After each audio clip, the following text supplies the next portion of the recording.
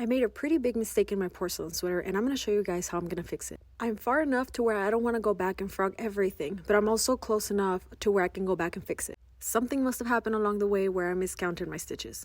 There are two ways to fix your color work. You can either stitch over it, or you can drop a stitch up to the point where you made the mistake and carry the right color over. The hardest part about this for me is that whenever you use mohair or alpaca, it gets so tangled, so it can be kind of hard to take off. This could be a good thing or bad thing because whenever you drop your stitch, it doesn't go all the way down, it kind of holds together. But the more stitches you have to go down, the more you start seeing that it just gets tangled and you have to break the hair a little bit. Once I get to my stitch that needs to be fixed, I like to push it with my crochet hook because then sometimes I lose track of it and it's harder to find. Be sure to have your chart close to you and look at it really carefully because it's happened to me where I'm trying to fix something and then I make another mistake and it's really frustrating.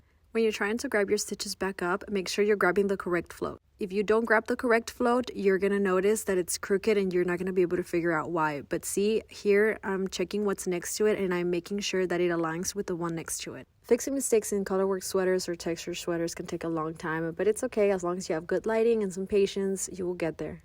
The only downside about trying to fix colorwork this way instead of just frogging is that your tension may be off and then sometimes your floats can show through, but it's okay. I kind of just wiggle it around and mess with the yarn until I can't see it anymore. And hopefully blocking will help too. It took me a while, but I finally finished all of them and now I can go back to my regular knitting.